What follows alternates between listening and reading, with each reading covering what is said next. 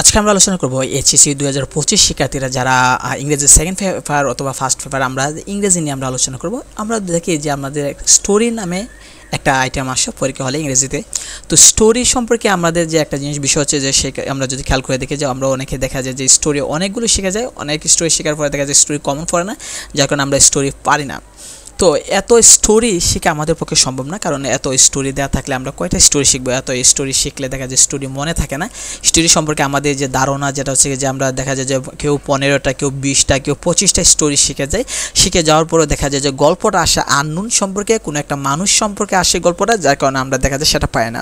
প্রচলিত যে স্টোরিগুলো আছে দেখা যায় কচ্ছপ, খরগোশ অথবা কাকের অথবা শিয়ালের, এগুলো ক্ষেত্রে দেখা যায় যে আমরা দেখা যায় যে পারা যায়। আর কতগুলো দেখা যায় বর্তমান সময়ে বেশিরভাগ ক্ষেত্রে স্টোরি দেখা যায় যে মানুষ সংক্রান্ত অর্থাৎ বাস্তবমুখী স্টোরি আসে, যার কারণে আমরা স্টোরি সম্পর্কে আমরা পারি না, কারণ গল্পটা আমরা কেউ জানি না।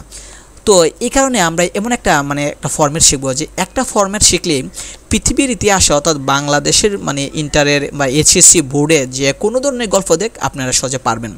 তো কোনো একটা গল্প যদি মানুষ নিয়ে কোনো একটা গল্প থাকে, স্টোরি আসে ইংরেজিতে, যদি বলে যে স্টোরি আসছে মানুষ সংক্রান্ত, এরকম না, কাকের বা কচ্ছপের বা খরগোশের এরকম না, পশু পাখি নিয়ে না, মানুষ নিয়ে। যেমন Rima is a garments worker, অথবা রিমা ইজ এ স্টুডেন্ট, অথবা দেখা যায় যে রাতুল গো টু মার্কেট, বাজারে গেল, আগুন লেগে গেল, অথবা দেখা গেল সে রিক্সাতে গেল, রিক্সা একটা ব্যাগ ফেলে গেল, রিক্সাওয়ালা লোকটা তাকে আবার এটা ফিরাই দিল, অথবা গেল একটা শিশুকে বাঁচাইতে গেল, অথবা এরকম মানুষ সংক্রান্ত কোনো কিছু যদি আসে, স্টোরি আসে, তাহলে আমরা এই যে ফরম্যাটটা দেওয়া আছে, এই স্টোরিটা মানুষ সংক্রান্ত অর্থাৎ মানুষ নিয়ে গল্প হলে এই যে স্টোরিটা যে আছে এই স্টোরিটা আমরা পুরাটা আমরা দিয়ে দেব চোখ বুঝে, তাহলে আমাদের চলবে যে এই স্টোরিটা। এটা আমরা দেখা যাচ্ছে এই যে ভিডিওর মধ্যে দেখা যাচ্ছে এটা ছোট, আসলে এটা ছোট না, আপনি যদি লেখেন এটা অনেক বড় হবে লেখলে। তাই আমরা এই যে স্টোরিটা কোনো মানুষ সংক্রান্ত যদি হয়, চোখ বুঝে যে দেখবেন যে গল্পের মানুষটার নাম কি, মানুষটার নাম যেটা হবে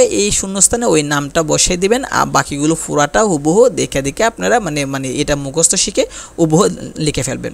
অর্থাৎ দেখা গেল যে আপনি যে গল্পটা দেখবেন, যে গল্পটার মধ্যে যদি যে মানুষটাকে নিয়ে গল্পটা হচ্ছে, যেমন রানাকে নিয়ে গল্পটা হচ্ছে, তাহলে এই শূন্যস্থানে রানা নামটা আমরা লিখে দেব।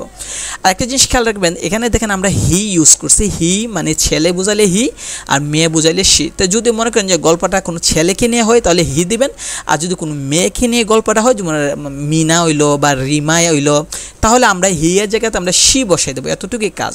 অর্থাৎ আমরা প্রথমে দেখবো যে গল্পটা মানুষ নিয়ে কিনা, দ্বিতীয়ত দেখবো যে মানুষটার নাম কি, শূন্যস্থানে মানুষটার নাম বসাবো, তৃতীয়ত ছেলে যদি হয় তাহলে হি আছে থাকুক, আর যদি মেয়ে হয় তাহলে হি এর জায়গাতে আমরা সি বসাই দেবো, এতটুকু আমাদের কাজ। তো এই যে স্টোরিটা আছে মানুষ সংক্রান্ত, আপনি যত স্টোরি শিখেন, আপনি যদি এই ফরম্যাটটা শিখে রাখেন, আনকমন বাংলার ইতিহাসে যে কোনো স্টোরি আসুক, আপনি এই স্টোরিটা দিলে আপনার 100% নিশ্চিত থাকেন যে সবগুলোর সাথে ম্যাচ খাইবে।